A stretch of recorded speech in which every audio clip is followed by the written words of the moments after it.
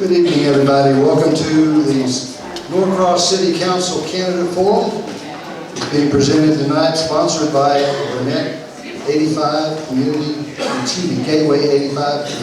Improvement District, which is AKA the CID. My name is Rick Strawn. I'm owner and president of Paradigm Security Services. It's located here in, right out there, technically Norcross, but right up at 85 and Indian Trail.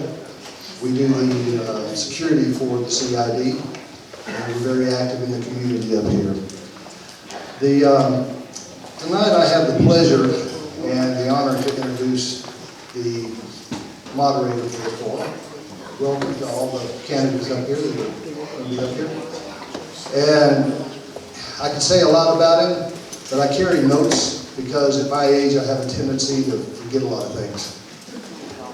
What was your name? Seriously. Melvin Everson is going to be your moderator tonight. He's Vice President of Economic Development over at Tech. And I couldn't even begin to tell you all the things that Melvin does that he's involved in. If any of you follow him on Facebook, you know about half of it. But Melvin leads the college, and excuse me, like I said, I have notes. Leads the college's economic program with a plethora of workforce development programs focused on training and education to grow businesses. And he oversees the continuing education career services and the Launch Point Center for career experience. Melvin brings more than 30 years experience of leadership and economic development in both the public and the private sector. Melvin most recently served as the college's Director of Business and Industry Training.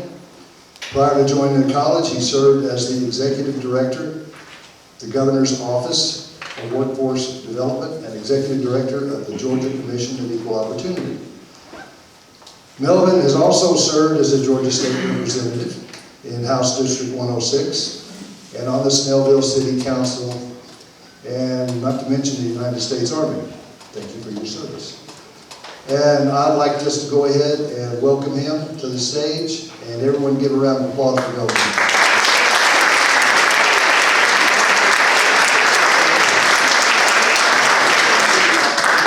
Good evening. Thank you, Rick, for that kind introduction. As mentioned, I'm Melvin Everson, and this forum is being sponsored by the Gateway 85 CID, and we thank them for their ongoing support. First, please take a moment and silence all cell phones. If you must make or take a call, please do so outside.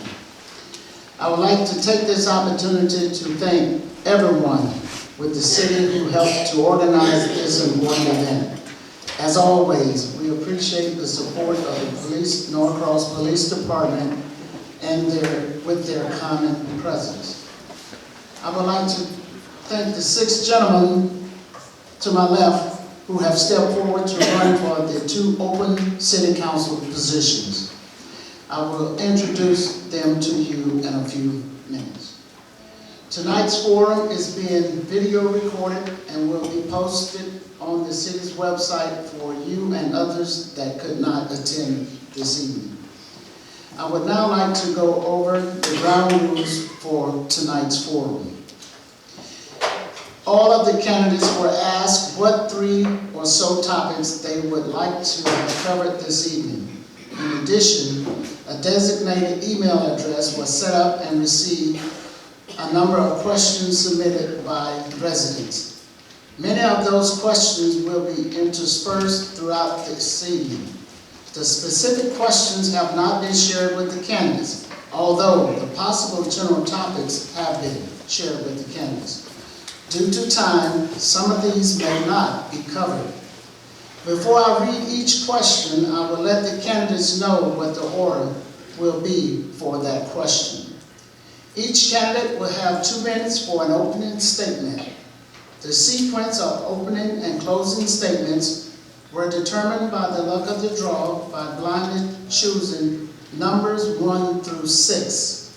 Questions will be asked in a revolving format that will give each candidate as equal as possible an opportunity to go first, second, third, etc.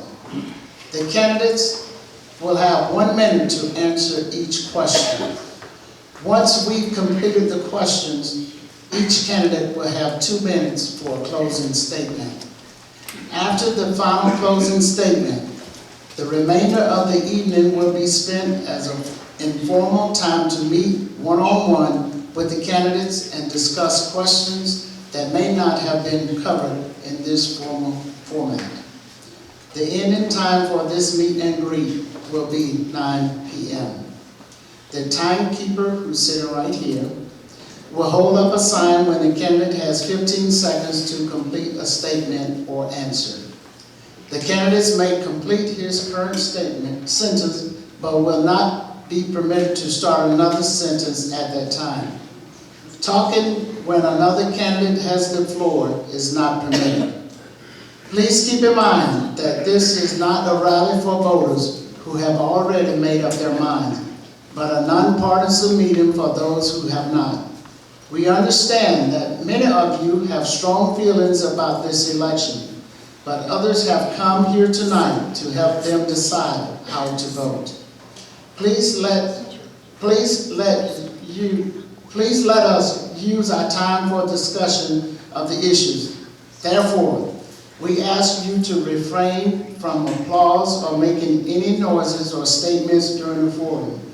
You are permitted to applaud at the end of each candidate closing statement if you wish.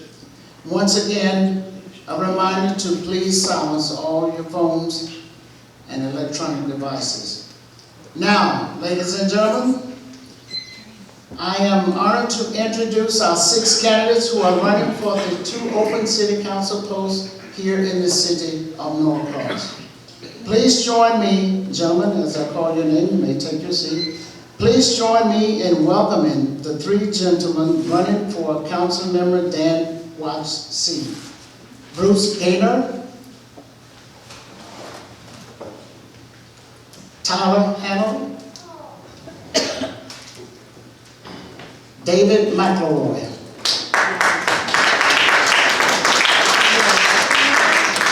And now please join me in welcoming the 3 gentlemen running for Council Member Chuck Paul's seat. Alex Heck,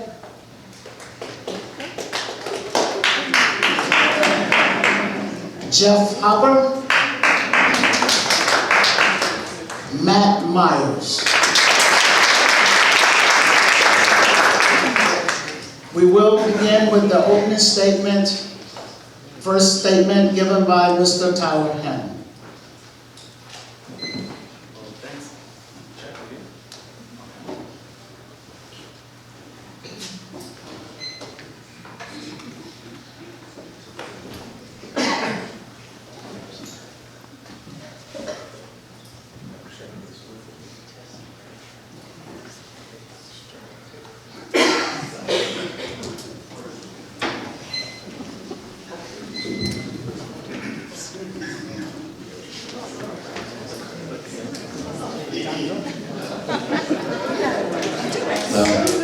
Time's up, David, sorry.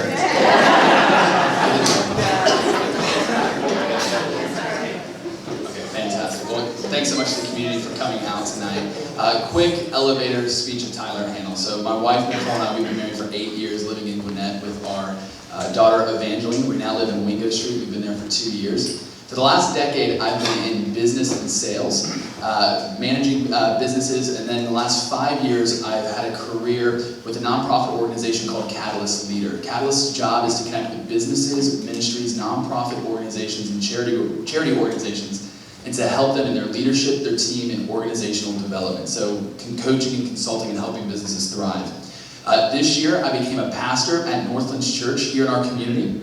And my job as a pastor is to take a group of people who are multi-generational, multi-ethnic and racial, multi-socioeconomics, multicultural, bring them together for a common goal and mission. And so with that background, I feel more than qualified to help lead our city council.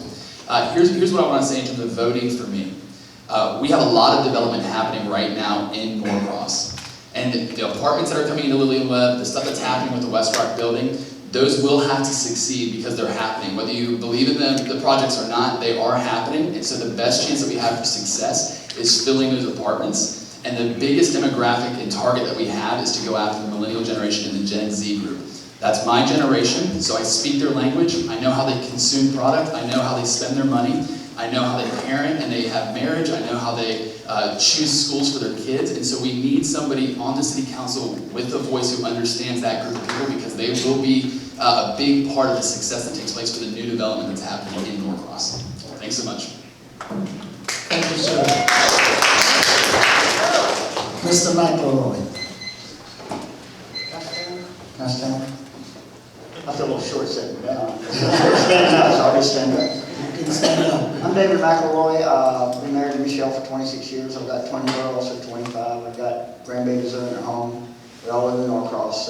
We enjoy Norcross. I played in the park when I was a kid. My kids played in the park, now my grandkids are going, so it's a big rotation.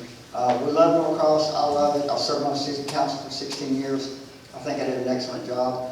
I was part of bringing, the new stuff in, so we would have a younger crowd. I did not want Norcross to stagnate into a retirement community, and hopefully that's not, we're not going there. We want to keep regenerating and get a younger crowd in here and do those kind of things. I've got a pretty good bit of experience, 16 years on the council. I've been through obviously 16 budget meetings, so I know the budget process and fairly comfortable with that. I've been in over 700 council meetings in and out of the city. I've got over 175 hours at Georgia Municipal Association, and also some National League of Cities, probably about 30 or 40 hours right there, in continuing education. 1 minute. All right. I've got the experience. I want to get on city council, and I want to help us maintain our safety. We've got a great police department. Our public works is excellent. We've got a clean city. We've got to, we need a council that's strong on redevelopment but control redevelopment. We need to control what comes in, bring the good stuff in, keep the bad stuff out, and I think with my experience, I can do pretty good at that. So with that said, I'm done, thank you. Thank you, sir. Mr. Heck. Okay. Good evening, everyone. My name is Alex Heck. I've been living in Norcross for about 20 years now. I spent 3 years up in Sugar Hill by way of New York. Yes, I am one of those people that transplanted and wound up living here. Apologize if I'm not wearing a shirt and tie, but I'm currently in the process. I've lost 40 pounds, so if I look a little schleppy, I apologize, as we'd say in Yiddish. With that being said, experience I can bring to the table. I used to work with a company some of you are familiar with called Nextel before they became part of Sprint. A lot of my projects included public safety. If any of you have gotten to any of my social media, you'll see that's a big focus for me. I also did work with the Olympics in 2002. I was involved with the FBI, National Guard, Utah State Police, and other law enforcement agencies, making sure that we had a very enjoyable and dramaless experience. At this time, I work for a sustainable company called NG. They are based out of Paris, France, and it is our job to provide sustainable energies for the future. We take large corporations, we provide them new technologies to help reduce their carbon footprints. So a big thing that I have besides safety is to prove that the city can run a more effective and greener type of business, if you will, because that's what government is. So if you give me an opportunity, you can see my ideas are very forward thinking, and I think it's just what we need to kind of move forward and not really compete with other cities, but be the example for other cities in the area. Thank you, sir. Mr. Myers. So first off, I want to thank everyone for being here tonight, taking some time from your families and your busy schedules to come and listen to us.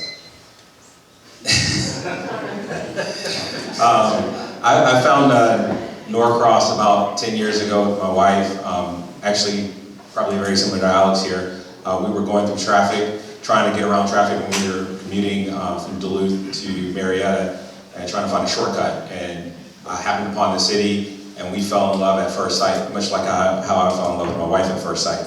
I had to. So we purchased our first home here. We lived off Medlock Bridge Road, which is in the city limits, and we enjoyed the city for 5 years. We also were married right down the street at a brand new veteran, right next to our brand new city park, Veteran Memorial Park at Flint Hill. And we thoroughly enjoyed the city, and we had to move. But after relocating to Houston, we had an opportunity to come back to Atlanta. There wasn't another choice for us other than Norcross.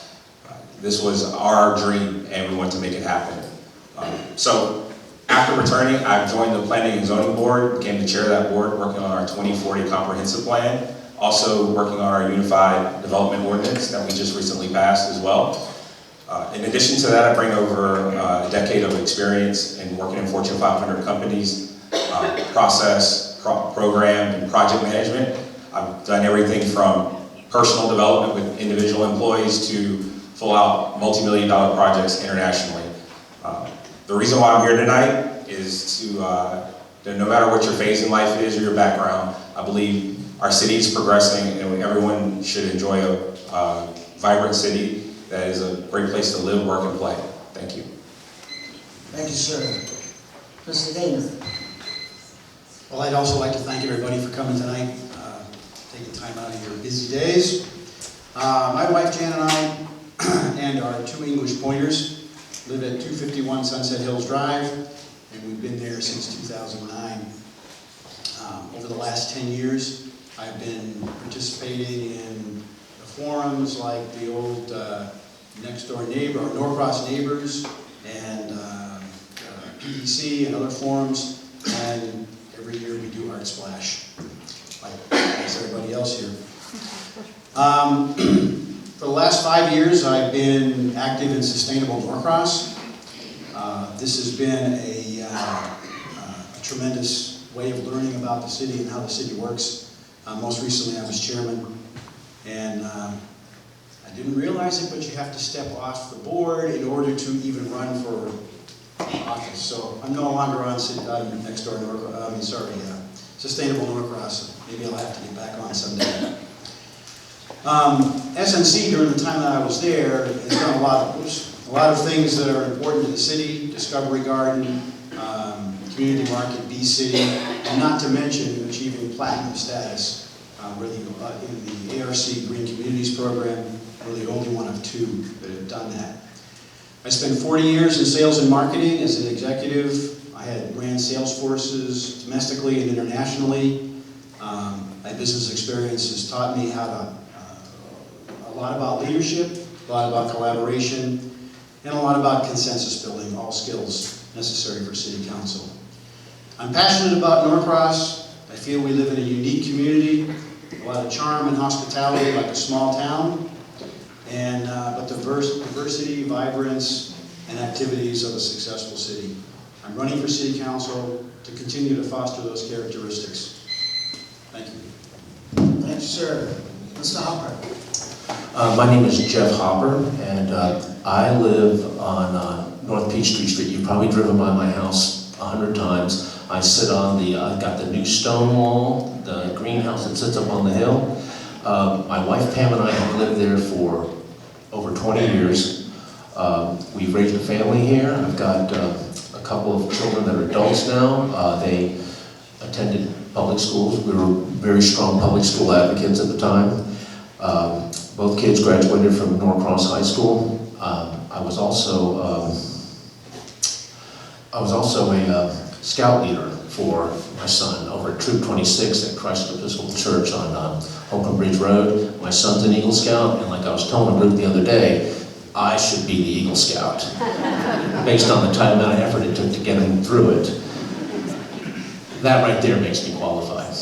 So, very quickly, I've owned and operated a business in Norcross for over 20 years, or 30 years.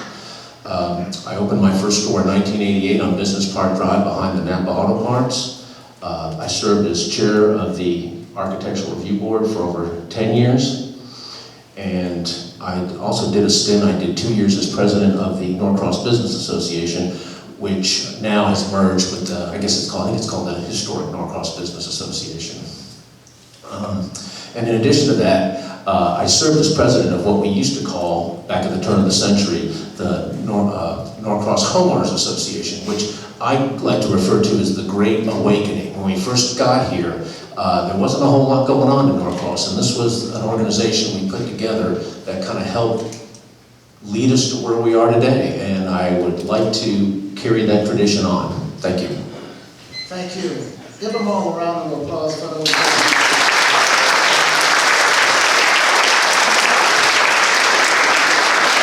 We'll commence with the first question. It's regarding Downtown Historic District, and it's a three-part question here. Would you leave it as is or expand it? Would you increase convenient parking, and if so, where? Would you supplement the infrastructure improvements to help prevent building decay? We will start with Mr. McElroy. Downtown Historic District, would you leave it as is or expand, increase convenient parking, and if so, where? Supplement infrastructure improvements to help prevent building decay, etc. We have a small district, historic district. Better? Okay, we'll do this one. All right, I'm sorry. We do have a small historic district, and it took years to do, thanks to Pierre, who pushed that through. Historic districts are great, obviously, for obvious reason, preservation. But they bring a lot of restrictions to the property owners. And we've got such a mixture here in Norcross. We've got homes that were built in the 60s, homes that were built in 1890, homes that were built in 1990. And it's so mixed in, it's really hard to create a district where the houses, or the age has got to be a factor in the historic district. So at the moment, I would say, unless I see something that sways me on paper, I would leave it as is. As far as parking, yes, of course, we need to increase parking. I've got 15 seconds. And on the supplementing infrastructure buildings, definitely the city needs to supplement infrastructure. We're behind the 8 ball on that one. We've got, we need to do a infrastructure for historic district. Thank you. Thanks, sir.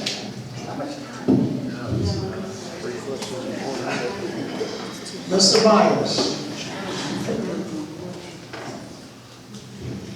Okay, my view on the Downtown Historic District is that it's one of our precious gems. It's the reason why many of us fell in love with Norcross and continue to love Norcross.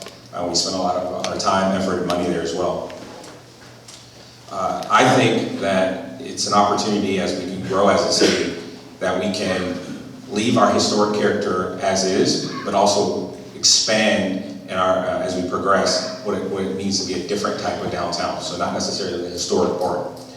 As far as increased parking, I think we needed to be creative about how we increase parking. First look at the studies that tell what they tell us in terms of do we have adequate parking there or not, but also we can be creative in terms of shuttles, different modes of transportation to get there. And in terms of supplementing infrastructure, absolutely, without a question. Not only working with the building owners to educate them on how to keep those historic treasures together. Sorry. Thanks, sir. Mr. Hopper? Our historic district is our amenity package. You know, it's our clubhouse, it's our swimming pool, it's our golf course. That said, I believe it needs to be protected, although I would expand it. However, there's not a whole lot of expanding to be done. If you think about it, there's the pad up there right over here, and there's the church that's for sale, and then there's the web property on the other end, over there by Dominic's. So, you know, those are really probably the last opportunities to expand. But I think the good news about that is we don't have to do it like Duluth. You know, we don't have to rip anything out and rebuild. We can just add a little bit on, we can supplement and kind of complement it. Parking definitely needs to be looked at. Where, you know, that is everything that's been studied to death for years, and we'll have to make that decision. And infrastructure improvements, absolutely. Thank you so much. Mr. Heck? Okay, regarding downtown Norcross, it's kind of a loaded question. I do work for Dominic, so I've seen a lot over my 13 years there. The first thing I like to say is, I think we need to put more responsibility on the people that own those properties. You can't have a flourishing downtown if they're chasing out perfectly good businesses because of high rent. You need to make it so these businesses can succeed. So I think the responsibility of this government is to first take care of those businesses. Once you do that, you have a reason for people to come. Second on that, everyone else is talking about parking. I have my ideas, don't have time for that at this moment, but it definitely needs to be addressed. Of course, with parking comes continued traffic, already a sore spot. So whatever we do, we have to make sure that we're not creating more of a gridlock than we already get. In addition, thank you. In addition to that, I guess the only other thought I have regarding keeping the district is the buildings are beautiful. But again, it comes back to maintenance. You know, we lost the building next to Dominic's, had to be rebuilt. Can I finish that real quick? Had to be rebuilt because they never took care of the building, the people that owned it. So it's a great yoga studio, but it's technically not a historic building. We need to preserve what's already there. Let me advise you that if you're in the middle of a statement and the timer goes off, you are allowed to finish that statement. Thank you. Mr. Gaynor.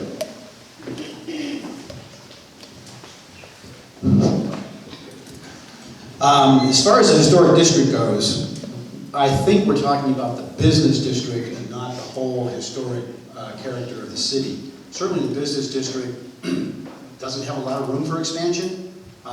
There's some room to expand down South Peachtree, which I would support as long as it stays within the character of the historic nature of South Peachtree itself. In terms of supplementing the infrastructure, I think I'm not really sure what that means other than making sure that we're up to code, that the city is keeping the streets and the infrastructure up to date. Since the city doesn't own the buildings, the city can only enforce code. And increasing parking, there is a parking study that was done. I think we need to follow the 6 recommendations of that parking study, which have a lot of creative ideas on how to improve the parking in the downtown region. Thank you, sir. Mr. Hammond. Yeah, so 60 seconds to answer a 3-pronged question, so I just want to hit it in bullet points. Historic district, business-wise, you have to protect your brand, you have to protect your mission. If there's anything that's mission critical for Norcross, what makes us special and separates us, it is our historic district. It's this great feel that we have, and so protecting that at all costs is a big deal. It's one of the reasons that drew my wife and I to come in here and be a part of this community, so I'm all for that. When it comes to expanding anything, the philosophy that I go by is date the model, marry the mission. Date the model, marry the mission. Anything that is a seasonal reality, it is a model, it is something that's temporary, and we need to be okay with changing those things. We also need to be very clear on what are the things that are Norcross brand, the historical elements that are mission critical for us. We do not change those for any reason. When it comes to parking, I'm totally fine to have the conversation of more parking, less parking. I'm more about those people getting out of their cars and spending money here in Norcross. So if we need more parking to make that happen, I'm all for that, but more than I want customers in our shops, in our businesses, not just finding places for their cars to go. So. Thank you. Next question deals with annexation, and we will begin with Mr. Hopper with this question. What is your position on annexation to expand the footprint of the city, and under what circumstances is it appropriate? Mr. Hopper. Well, as many of us know, or many of y'all know, annexation is moving forward for the moment. It could happen, it could not happen, depending on who you talk to. If it happens, I'll roll with it. I do have some issues with it in the sense that, just from what I can tell, there's some hidden maintenance costs that maybe weren't taken into consideration. I've heard that if we take it over, we're going to have to completely upgrade the stormwater situation over there, and the existing infrastructure there is 50 years old plus. And also, too, one of my biggest concerns, it concerns the operation costs. Even if it could, right today could be a net gain, you wonder how long that will happen. Costs, especially with all these new municipalities popping up, has put a lot of upward pressure on personnel costs, and my concern is later on maybe having bitten off more than we've chewed. Thank you. Mr. Myers.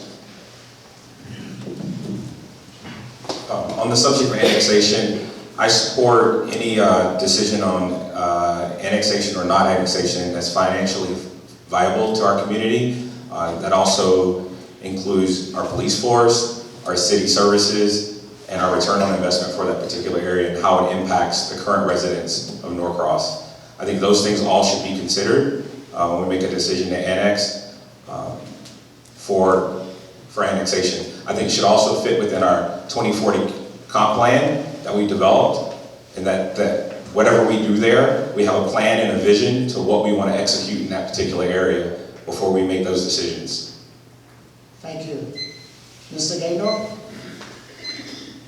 Regarding annexation, there needs to be a compelling case of to why it benefits the city of Norcross, not the annexed part, the existing city of Norcross. There has to be a compelling case for us to be able to, that makes it obvious that we should do it if we're to move forward. I haven't seen that case. Frankly, I've seen a lot of conflicting facts, so I'm not even sure if we have the true story. But everything that I've seen, it's going to be more of a net drain than a net gain, and I don't think that would be what Norcross is up against or should be up against. We have a lot of work to do on Buford Highway. We have a lot of work to do in parts of the city that are already parts of the city. My recommendation would be to withdraw from consideration at the State House until we have all the facts in hand. Thank you. Mr. Hagel? Yeah, I think annexation is such a big deal that the big goal is to have all the facts. I've heard it said this when we're talking about annexation. It's not ever you pro or against annexation. It's just the right annexation. And so it's a game of chess, not checkers. So if we're making decisions because we see short-term wins for us, and we're just like, well, we can just jump right now and in a couple of years we'll have this, that's the wrong reason to get into the process. I think we have to look at what are the long-term wins. Let's really play this out 5, 10 years, 20 years down the road. What does that mean for us?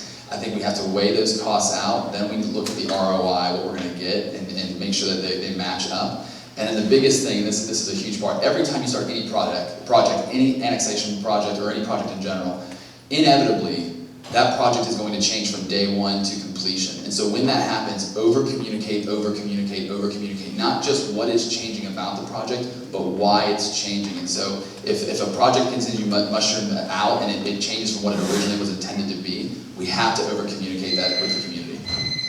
Thank you. Mr. Head? Okay, so I'm still doing my homework on this, and part of my campaign is transparency, so I'm not going to overthink this one. I do know there's a lot of information I'm still trying to digest about annexation. I do know it seems like actually a little bit more of a burden on the city than it's actually prepared for right now. With that being said, and as Bruce already pointed out, one of my talking points, there is a good part of the city that still needs love, and that has to be addressed before we can take on anything else. I think expansion is always wonderful, but not at the expense of something you already have that's not being tended to. So I wish I could offer more information on that right now, but my greater concern is taking care of what's right in front of us. If we're going to go with annexation, we need to make sure we have what's necessary to expand our resources, and I think at this time we're not quite there. Thank you, sir. Mr. McElroy? The question was, when is annexation appropriate? And the answer is when it's complete industrial commercial properties. Commercial and industrial are golden goods. They pay a vast majority of the taxes in this town. We think we pay a lot as homeowners, but the commercial guys and the industrial are really carrying our load. We had an annexation, I'm thinking it was 15 years ago, back where the FedEx is, and there was one residential, actually where the FedEx is was one residential property that belonged to the Cokers. The rest is industrial. That was a great annexation. We've profited ever since. There's not a whole lot of petroleum there. There's not a whole lot of city resources used there, and it really is a great income resource as far as industrial goes. This annexation we're talking about now, it is loaded with some commercial and industrial. I'm not sure what the numbers are on residential, so I really need to study it. But I'm kind of on the wall with this one. If it's, I'd have to look at it. But it does look like it's loaded pretty good with industrial and commercial, so as I'm looking at it now, I think it's a good thing. Thank you. We'll move to the next question, and this is in regards to 2 years term versus increasing it and term limits. It's a two-part question, so listen carefully. Part one, do you support changing the mayor and council terms to longer than 2 years? And if so, how many years, i.e. 3 or 4? And part two of that question is, do you support term limits? And if so, how many? We'll begin with you, Mr. Hammond. Yeah, so in looking at it, for me, I would be for 4-year terms versus 2. And here's why. From a business perspective, the best thing that you can have is to have chemistry on your team, that they're growing together, that the individuals are growing in their capacity and leadership, and that they have a consistency of being able to complete their products or projects. So when they're working on a project, 2 years is not a lot of time to get real change done, and so I'm all for investing in leaders and going, go after it for a little bit longer. For me, when I think about 2-year terms, here's what I would say. You vote for me, and I still have to do 2-year terms. Even if it changes to 4-year, I run a 2-year term, and I'm not here to be a career politician. So my 2 years are going to look like this. Training for the first 6 months to know what the heck I'm doing. Then a year of actually doing the job of a city councilman. Then if I want to run again, I have to campaign for 6 months. I'm all for, let's say, 4-year terms and do it twice, and then you're done, so 8 years total, and then go to another leader. But I think we need to give people a little bit more time to actually get things done. So. Thank you. Mr. Gaynor. The arguments for 4-year terms are pretty compelling. Capture the learning curve that you get. It takes about a year to 18 months to learn your way around. And if you put in a 4-year term, you're not jumping right into a re-election. You want to be aligned with the state laws on the subject. No other city can be formed in Georgia without having 4-year terms, and we are one of the very few cities with a legacy 2-year terms. The cost for having an election every single year is fairly significant, and there's a lot of things we can do with that money other than just pay for elections. On the other side, I can tell you, running for office and knocking on doors puts me in touch with a lot of voters, and I like that, but I've come down on the 4-year term side. I think we can do some things keeping in touch with voters in different ways that I would propose if I'm elected. Thank you. Mr. Head. Sorry, I keep having to turn this on. It's kind of an easy answer. 4-year terms do provide consistency. That's one thing that's important with anything you do in life. With that being said, complacency is the problem on the other side of that. You want to have a system of checks and balance. The reason why I'm even involved in this to begin with is because balance, in my view, is necessary. So if I were to get in, and this is not campaigning, I am just saying that the opportunity to provide balance is good. You need people that can, diversely think and spread the wealth. And again, represent everybody in Norcross. So if we are going to do 4-year terms, you really need to make sure you have the right people to complement each other in office to represent everybody. What was the other part? I'm so sorry. Term limits. Oh, term limits. Basically, yeah, I'm sorry, I don't hear well. With term limits, very quickly, with the city government, I think 2 term limits is adequate. I think after that, it's time to let someone else take a shot. This is not supposed to be a career type situation. It's an opportunity to give someone another chance to contribute back. Thank you. Mr. Harper. Yeah, only a handful of municipalities have 2-year terms. And like Bruce was saying, new municipalities have to do 4-year terms. So, and I'm for 4-year terms.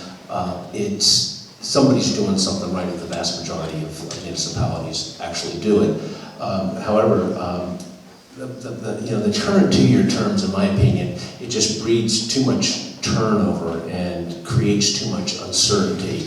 We actually have situations where you'll have 3 council people up for election at one time, and if they all get voted out, a lot of time and effort and work kind of goes out the window, and you got to start over again.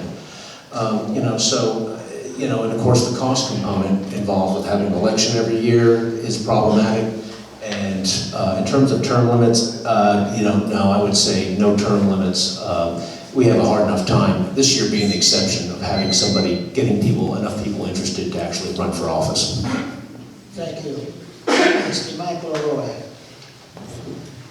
All right, there are advantages both ways, 2 and 4 years. You might have to go through it, but I'll go through a little of it. If you get someone who's not a great councilman, you can get rid of them in 2 years. You don't have to put up with them for 4 years.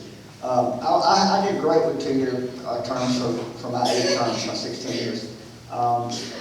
It didn't bother me a bit to run every 2 years. I liked it. It kept me fresh, kept me on my toes, kept me going. I didn't get complacent. That part of it, I like the 2 years because of that. The 4 years is good because, yeah, you get to jail, you get to work with the guys, you get your experience, you get your 6 months experience, your 1 year experience, and you get to go and you train, and you got 3 years to do your deal. So there are advantages both ways. As a citizen voting, I would rather vote every 2 years on a councilman, so they know that we got to stay on their toes. As a council person up here, yeah, give me 4-year terms, and I can only run every 4 years. I love it. As far as term limits, we have term limits. You can stay up here as long as you get voted in. So you can do 2 terms, 8 terms, 20 terms, as long as you're a good councilman, you can get elected. If you're not, you've got your term limit coming up. Thank you. Thank you. Mr. Myers. Yes, I support 4-year terms. I think it's important for consistency, accountability for when you're doing a project, to see it through until it's finished. In my career, doing 2 years in a particular job, I can't see how that's successful versus living out my failures and my positives and what I did wrong and seeing that through. As far as the advantages to the city, it's a cost savings to the city not having an election every single year. That's what we end up having in the city. And as far as just touch points, I know that's been mentioned a couple of times. I pledge as a potential city councilman that it doesn't matter if I'm up for an election or not. You're going to have the touch points from me. So it's not that I need to be in an election to do that. For term limits, I believe that 2-year terms of 4 years, so that's 8 total years on council or mayor, is appropriate. And I think you can rerun after that time frame, because we are a small city, to Jeff's point, and I think allowing other people to come into that situation and engage the city is important. But then if there's not enough candidates to run, or you want to run again after your 1 year or your 2 years off or 4 years off, you can do so. Thank you. We will move to Buford Highway redevelopment, and the first question for that is, do you have a vision for what the Buford Highway corridor should look like in the future? We will begin with Mr. Myers. The Buford Highway corridor, I was a part of the 2040 planning comprehensive comp plan as a part of the Planning and Zoning Board. And we did some extensive work with the community in terms of what we saw as a vision for that. And I think if we follow that comprehensive plan, I think the citizens of the community that helped build that comprehensive plan will be thoroughly impressed. I know that we just recently kicked off a master plan for Buford Highway, and I'd like to see how that goes once elected. Thank you. Mr. Head? Okay, Buford Highway is in dire need of redevelopment. I think we're all aware of this. I think the bigger concern is, though, how you look at the redevelopment. Right now, a lot of you probably see multiple car lots all over the place, and I think that is a bit much. But at the same time, there have been some small businesses that have unfortunately closed up shop for one reason or another. I think as an emphasis, we need to make Buford Highway a small business place again. But I'm not talking car lots, I'm talking bakeries and doctor clinics and restaurants. You know, everyone has a chance to branch out and give to the community. And if we do this right with Buford Highway, we can bring in a lot more independent business, because small business is really where we're going to thrive. We don't want a Target. We don't want a Wally World. We want Mr. Valdez, where I'm going to have some great food, or the Cuban Cafe. These are the businesses that we need to support and love. Thank you. Mr. Gaynor? The redevelopment of Buford Highway is something we've been talking about for years and years. We've done a lot of good work with the comp plan and zoning overlay. it's not enough. We need to develop a master plan that will give a developer a clear picture of what it's supposed to look like when we're done. In order to develop that master plan, I wouldn't hire a consultant to do it. I would put together a community commission with representatives from East Norcross and West Norcross, business representatives, the DDA, the CID, all stakeholders that are part of the community, and together write a master plan. What is our vision for this road? What should it look like? What kind of buildings should we have on it? What kind of businesses should we have on it? Hire an architect to clean it up, and then we've got something we can present to a developer and show a developer our vision of the future, our community's vision of the future, and what we think we would like to see for Buford Highway. Thank you. Mr. McElroy. Buford Highway definitely needs to be redeveloped. We've got 30 car lots from the county line to Duluth. And we can't just go in and do away with car lots. We have to buy them out and redevelop. And what we've done down here on William Webb with this $43 million development is we've set that nucleus, we've set that standard, and we will take over Buford Highway. It's going to be one project at a time, and it's going to go in both directions, and we'll get there. This was the most important thing we've done in probably 50 years as far as taking back Buford Highway, and we're moving in the right direction. You know, folks just want us to knock buildings down and build. We can't do that. We've got to have the money here. We've got to show success in this development, and then more money comes in, and we take those car lots, and nothing wrong with car lots. We just don't want them on Buford Highway, and we keep increasing. So we've got started with this. It's taken the DDA and the CID, the ARC, and a lot of Norcross time and money to get this going, but it's going, and this is the beginning of the end of what we see on Buford Highway now. Thank you. Thank you so much. Mr. Handel? I'm so grateful for this question. If there's anything that I am passionate about, it's Buford Highway. I love what's taking place on this side of Norcross, but I'm an entrepreneur in my wiring, and so I do not see something that's run down or being mismanaged. I see a blank canvas and potential growth opportunity massively. And so for me, I know there's a lot of projects that are already taking place. I mean, part of I want to jump into that and work with the comp plan that's in place. I'm all for complementing the comp plan with, per project, having a master plan for each one of those, step-by-step of how we're going to get things done. But I know there's already processes in place right now, projects that are taking place, and the more and more that I look at Buford Highway, I'm like, that is a gold mine for opportunity. So I think there's great things that's happening here. Let's keep doing those things. But when we look at Buford Highway, if there's anything that we can look at, we can just look at the incredible potential of creating something special, just like we've done here. We've already done it here. We know we can do it, so let's do it on that side. Thank you. Mr. Hopper?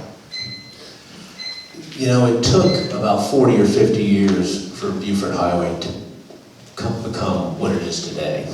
And so it's not going to be a short-term fix. We're not going to be able to fix it in 2 or 3 years.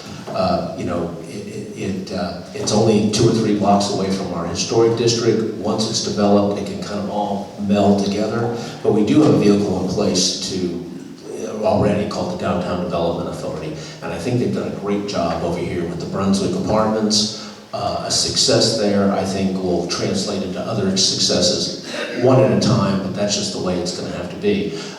You know, if we can just keep working with the property owners over there, convince them to not become car lots and to transition into other more consumer-friendly businesses or even residences, I think that would probably be the way to go. Thank you. Moving to the next question. Affordable housing needs. How do you define affordable housing? And do you think that additional affordable housing is needed in the city?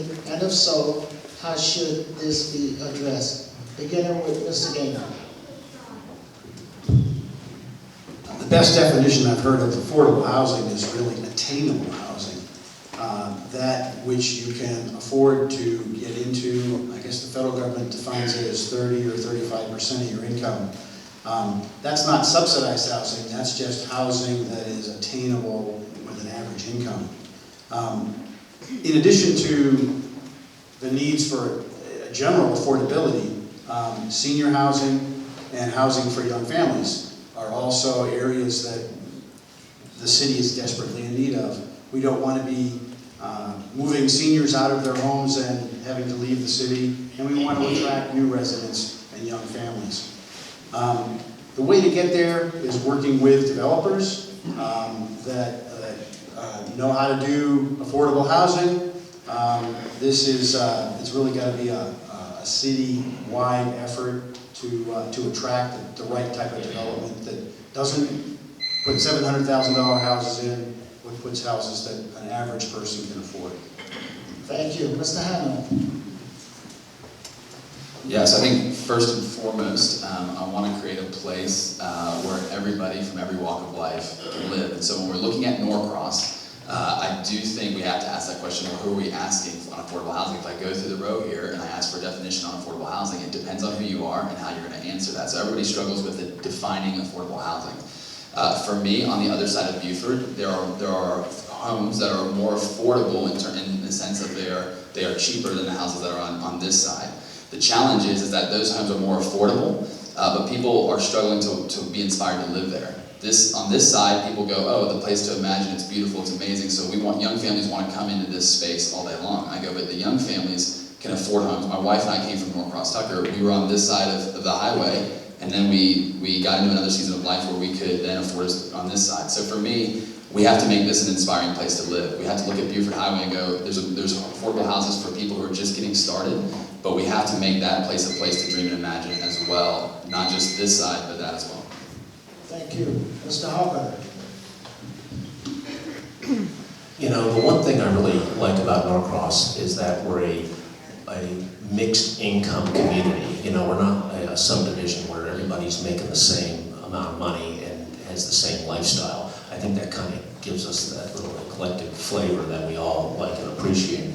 That said, I would wager that everybody here that owns a home tonight wants to see their home values appreciate. And so affordable housing kind of conflicts with that. And I'm not smart enough to sit here and tell you in 60 seconds, you know, what can be done about it. Pretty much it's across Buford Highway is where the opportunities are. I think a young couple, that's how my wife Pam and I started out. We went into a neighborhood that was a little bit iffy, and we fixed it up and made it what it was, and we had a lot of other young couples follow suit, and to me, that's probably ultimately the best way to address the issue. Thank you. Mr. Myers? Okay, by definition, I want to read this because I think this is important. The maximum rent or home cost of 30% of your income is considered affordable housing. Anything above that is house burden. I think there's a couple ways you fix that. One way you can fix that is increasing, from an education standpoint and an income standpoint, the people's jobs or availability of income in those particular areas to increase what they can afford.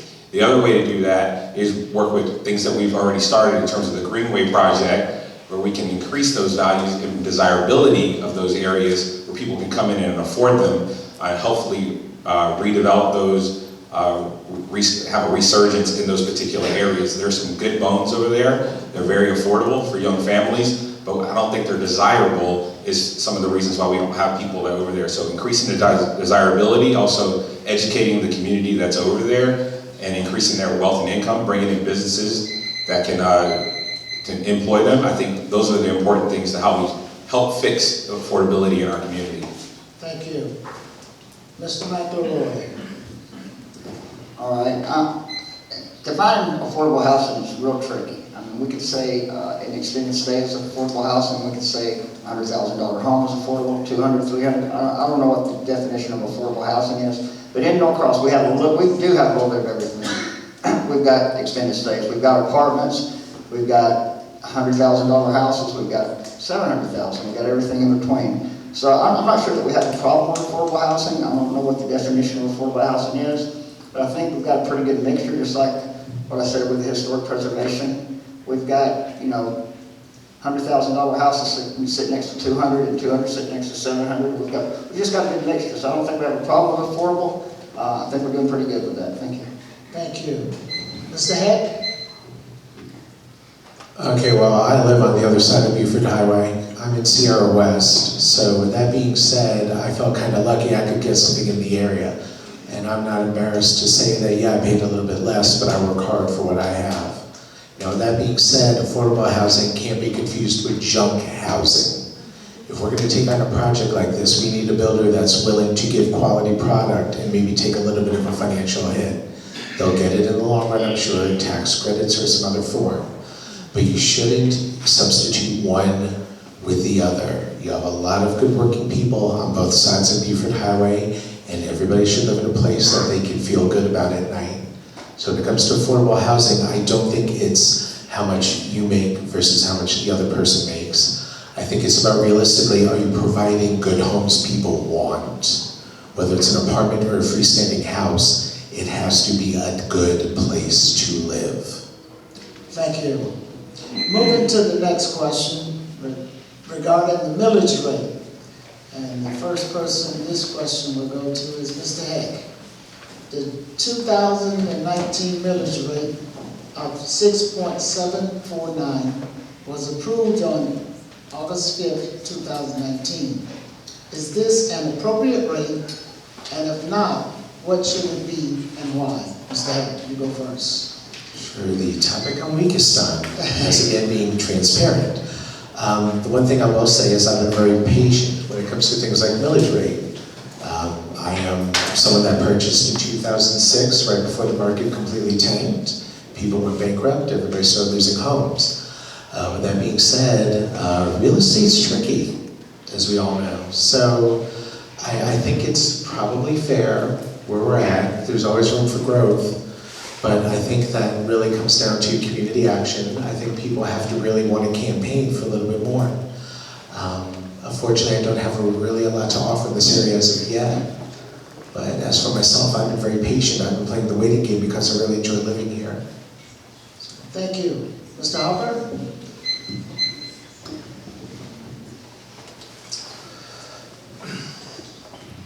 Yeah, I believe last, that the millage rate was increased by about $500,000. I think that if you compared to say Metro Atlanta or other Metro Atlanta municipalities, I think we kind of fall right in line, and we're probably not doing badly with that. Stuff happens. You know, nobody wants to pay more in property taxes, but it's my understanding we've just had a few things happen that didn't pan out for us. I mean, West Rock leaving, we lost income there. Suniva, the solar cell manufacturer who used to use a ton of electricity, they went out of business. The maintenance for the new parks, eliminating the inventory tax kind of backfired on us a little bit, in that we didn't recoup the extra income from extra business that we thought we would. Stuff happens, and I think that it's what we pay relative to other municipalities. I think it's not a bad deal. Thank you. Mr. Hammond?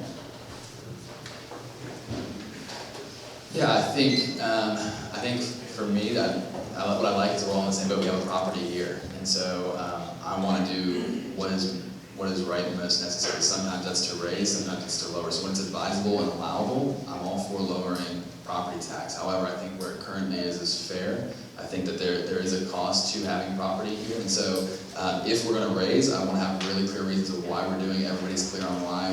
We're in a clear understanding of that. But I feel like where it's at right now, we maintain it and keep it going. Thank you. Mr. Myers? I think ultimately our millage rate should be matching our services provided, so I think they should be hand in hand. The community should feel what they're getting for the millage rate increases, and it should be transparent on what those are coming from when we increase those. I think ultimately any millage rate increase or it should be based on our budget, and our budget should be based on our vision and our plan of where we want our city to go. We can anticipate numerous things such as healthcare for our city employees, replacement of vehicles, replacement of infrastructure. We can plan for those, and if we plan for those in enough time, we can understand what our millage rate is going to be over time, and perhaps not have millage rate increases year over year over year. It's going to be, it's inevitable that we have millage rate increases when we need to. I think that another way to reduce that is to look at our tax digest and where we can get taxes, economic development in terms of bringing in businesses, that can increase our taxes, will help the community out overall. I think that's how we balance our millage rate. Thank you. Mr. McElroy. The way that you keep from increasing your millage rate is you keep from decreasing it. A lot of cities, and Norcross included, the elected officials seem to think they need to decrease the millage rate every year. They'll decrease it for 5 years, and then they increase it for 2 years. And they decrease it for 4 years, then they do it. So we've got an ebb and flow. If we would just stay at a steady millage rate, our expenses, the city is a business, and the expenses go up every year. We're going to have a 5% increase every year in insurance costs and employees and fuel and equipment. So there's going to be a 5% increase. So we can't be decreasing our millage rate and trying to maintain what we have. We need to, as elected officials, we need to stick, we could have it at 6.0 forever, and it would be perfect. But we get people that want to decrease the millage rate for 3 or 4 years, and then we get back to where all of a sudden we've got a millage rate. So it's pretty simple. Keep the millage rate the same. Don't decrease it, don't increase it. Get it where it needs to be, and stick with it, and there's your budget. Thank you. Thank you. Mr. Gabriel. The millage rate did go down a few years ago, and now it's back, not quite to where it was, I think, 3 years ago. So it's probably in the right spot now, but it shouldn't go any higher. We need to live within our means. We have a certain amount of money coming in from our own millage. Our property values are going up all the time, and my taxes went up a lot, but not because of the millage rate, but because the property value went up. The other thing is we need to really focus on how are we going to encourage development that pays more in taxes than it consumes in services. This is business, revenue, industry, commercial, buildings, etc. Focusing on Buford Highway, redeveloping that to more of high-end commercial will cover the tax digest and allow us to not have any more millage rate increases. Thank you. Okay, unfortunately, this would be the last question, and then we will have the closing statements, and the candidates will be out in the area there for you to ask, meet and greet, and ask additional questions. And this question will be regarding the comprehensive plan. Can you commit to the following, the comprehensive plan, and under what circumstances would you support spot zoning? Beginning with Mr. McElroy. Can you commit to following the comprehensive plan, and under what circumstances would you support spot zoning? I hate to say I'm not sure what spot zoning is, but that's a new one for me. The comprehensive plan, we've got to have it, state regulates it, we need it. It's a guideline. It's not written in stone. It's a living document, as someone said. So it's a guideline that we should follow, and we need to follow. But people look at it and think it's written in stone, and it's not. It's just a guideline. We need it. We should follow it. And I'll just stay neutral on spot zoning. Thank you. Mr. Humphrey. Yeah, like David said, it's always a living, breathing thing, and it's always changing. I mean, staff prepares their wish list of what they would like to do. They vet it through council. The council throws it back at staff, and it's always being reworked and changed, as well as complemented or supplemented with 1 year, 2 year, 3 year plans in the process. The big component here is community input. All I can really add about it, or say about the issue here, is that I would be really big on community input. Totally transparent and totally open to suggestions from any group. Thank you. Mr. Gaynor? The comp plan is a long-term vision for the community. It's an excellent view from where we stand today to where we think we're going to be in 2040, a long distance from now. The strategic plans are always evolving and changing, but the way the comp plan is written, It defines the character of the city. It defines the districts in the city and the character of each of those districts. I don't really, when I read it over, I don't see it as a controversial document. It's more of, this is how we want to maintain the existing character or evolve as the character of a particular district. For example, Beaufort Highway has an overlay plan that doesn't allow the kinds of businesses that are in there now to be established in the future. But then, so that's the character. And I haven't got a clue what spot zoning is. Mr. Head. Well, comp plan is all about change, actually, like a lot of the other constituents have already said. Nothing can be what you expect it to be. It's just not realistic. So you should absolutely plan for the future, but you know, it doesn't stop at plan A or B. It goes all the way to plan Z. You have to work with what you're given and what you want to do. A comp plan is a good guideline, it's a good template, but it's not something you can stick to. So if we have a template in place, that's great. I think it's a reference opportunity, but it's definitely not what the end result will most likely be. Everyone's got to embrace the fact that we have no choice but to move forward, and move forward is going to mean going in different directions at times. It's not a bad thing. It's where we got where we are today. That sign always freaks me out. With that being said, I just hope everybody here understands we've gotten to a point, but we can't be stuck at that point. We have to continue to be okay with moving forward. Thank you. Mr. Myers. As someone who actually helped write the 2040 comprehensive plan from our 2034 comprehensive plan, as you can tell, they're far out in the future and they change very often. So they do ebb and flow based on the community, and they're built with the community's input. There's a volunteers, I know a few people in here that are in the audience were part of volunteers of that. And I think that's hugely important, including the Planning and Zoning Board. It's really a guideline for the Planning and Zoning Board and other boards to ensure that we meet the character districts that we set forth as a community and we decide to put in place. As far as spot zoning, I'm probably the only person that really knows what that means. It's essentially going outside of the comprehensive plan characteristic districts. If we want to, we have an R100, which is residential, and we want to zone it something else or zone it mixed development, and you want to do that outside of our comprehensive plan, that's one of the ways that we would do that with mayor and city council's approval. So I think that's part of what I think that's what that question is related to. Thank you. Mr. Hyman. Yeah, so Matt and I are the only ones that know about spot zoning, so I'm glad you shared with everybody. So you and I, so that we could educate you guys, the youth of the future.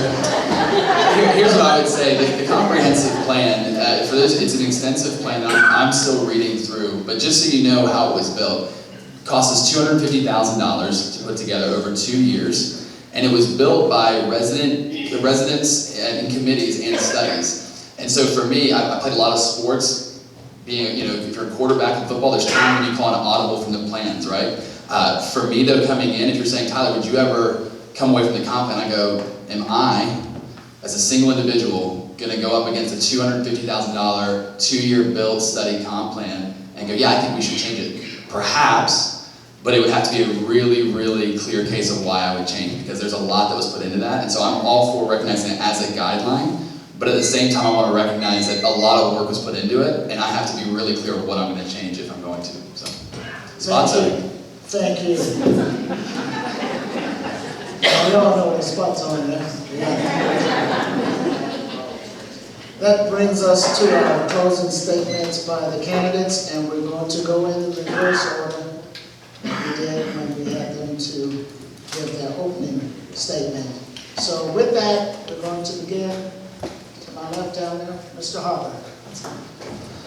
You know, while I'm sure my opponents are fine people, and I like them a lot, I just want to play on the wisdom guided by experience. I've been involved in leadership positions for multiple decades. One thing I'm not afraid to do is I'm not afraid to surround myself with people who are smarter than me. I've always felt that the best leaders are not the smartest people in the room. You surround yourself with smart people, this case, it would be staff. They give you the information, and then you make the decision. Another part of being a leader too is once the decision is made, you follow through on it. And I live with that in business all the time. You know, you make a decision and you have these grave doubts, and everyone's telling you it's not going to work, but you have to forge ahead. And generally speaking, most of the time, it works out. I'm not afraid to admit if I don't know something. If I'm wrong, I'm wrong. And I also, a big part too of running a business or running anything is the art of compromise.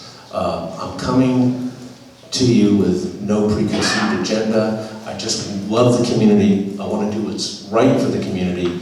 And I think I've got the disposition to, you won't make everybody happy, I get that. But I'm willing to listen to all groups, and I'm willing to do what it takes to do the best job we can to move the community forward.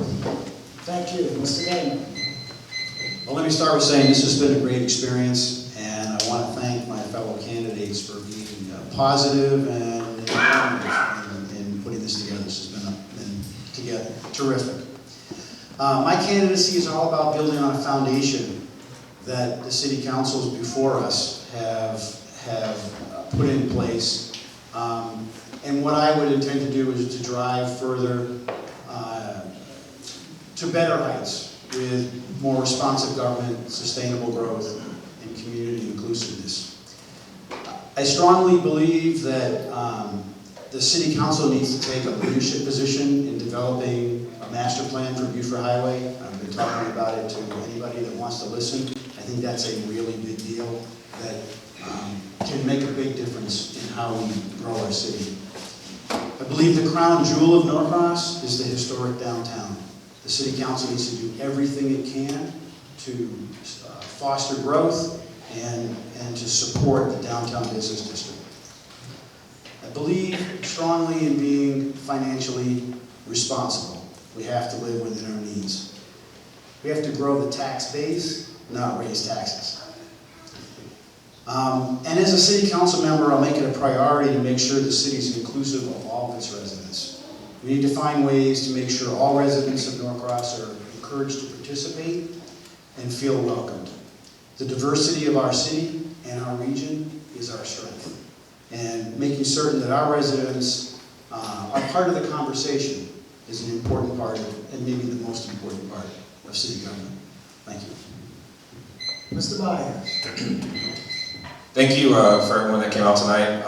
As I've canvassed the community, knocked on many doors, I've done it from one side of East Street Industrial, which is the city of Norcross, to the other side of Buford Highway, which is Norcross, and all the neighborhoods in between. It's been an amazing experience to meet a lot of you neighbors, and many for the first time. There's a lot of different things I hear when I'm knocking on doors, but there's a lot that's in common. And I think we can capitalize on what's in common with our community and resolve those issues, because I think all of them that I've heard so far are solvable issues. They're small, and so I think we can solve them. I think no matter where you come from and where you've lived in the city, a couple things are important. You want a safe place to live, you want a secure place to work, hopefully in the community, a great quality of life, for yourself and for your families, and the opportunity to invest in the same community you live within. I think those are some things that I've heard as a common theme no matter where I've been, no matter the demographic, no matter the type of house, if it was a 5,000 square foot house or a 900 square foot house. They're the common theme across our community, and I think that's what unites us. And I pledge as your potential city councilman that I will work on those goals to do so for the community. Thank you. Mr. Heck. Closing arguments or whatever. Okay, so really easy. A couple of words I generally do not care for: exclusion and entitlement. I feel everyone in Norcross should be represented equally, and I think right now there is a lack of balance. I don't blame any particular individuals. I don't blame anyone's lifestyle. I think there's just been some short-sightedness that needs to be balanced out. Everybody's a contributor to the city. Everyone has a chance to be a contributor to the city. Everyone should know their neighbors on both sides of the highway, as we all say. You live on this side of Beaufort or that side. It shouldn't be like that. It should be, that's my neighbor that lives 4 blocks down or a half mile down or whatever it is. You need to find the balance and let everybody share the wealth. With that being said also, Bruce brought up the situation of using money wisely. I am very much with Bruce in terms of sustainability. We both have a lot of great ideas about tree preservation and parks. I don't want to speak for you, Bruce, so I hope you don't mind. But with that, you have to do more with the resources you have. Having the job I currently have, being in green technology, I know there are ways to better spend your money and create additional income for the city to use. That is why I've been running majority a paperless campaign, and you guys don't see a lot of literature from me. My social media sites are out. The signs are out there for the moment. Please come talk to me. Everything I do is digital because I want to set a standard for what the future will bring. Thank you. Mr. McElroy. All right. To be a little selfish, everybody here is worried about your home values. And your home values are directly affected by 5 councilmen.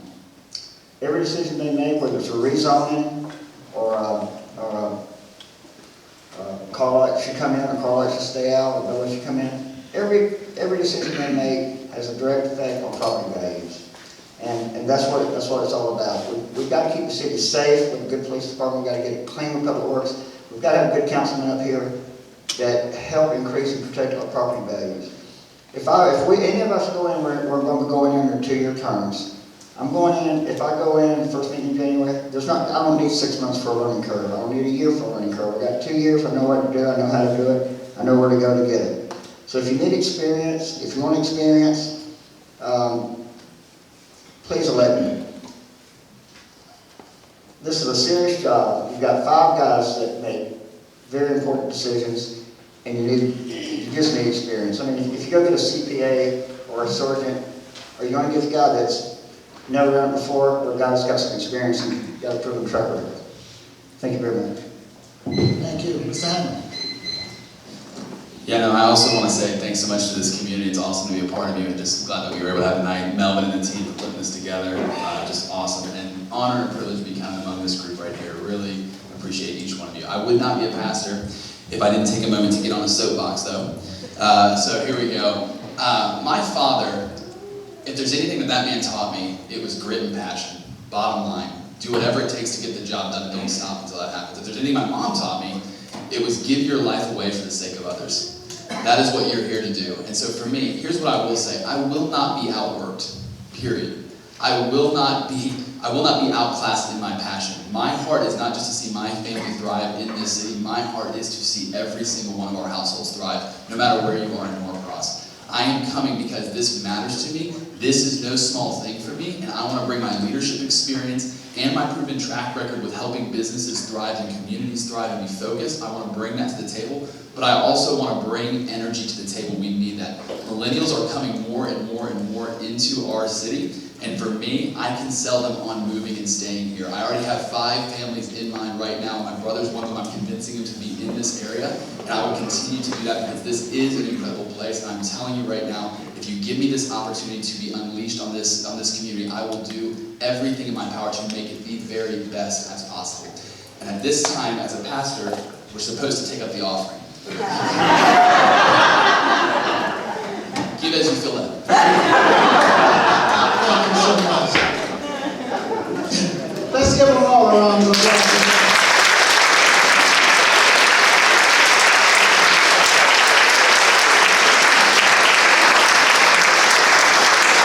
Closing comments before we adjourn. Once again, thanks to the candidates, the City of Norcross, Gateway 85 CID, and all of you for coming to this important forum. You are encouraged to do your civic duty by voting. Early voting has begun and runs through November the 1st. Election day is November the 5th, Tuesday, November the 5th. Also, please join us again next Thursday night for the mayoral candidates forum Like tonight, doors open at 6:30 and the forum will begin at 7 p.m. I want to take a point of personal privilege here to say that Norcross, you have a tough decision because these are this is from the bottom of my heart. Having been on the city council in Snellville, vice mayor of Snellville, these are some very qualified candidates that you have before you. Let's give them all another round of applause.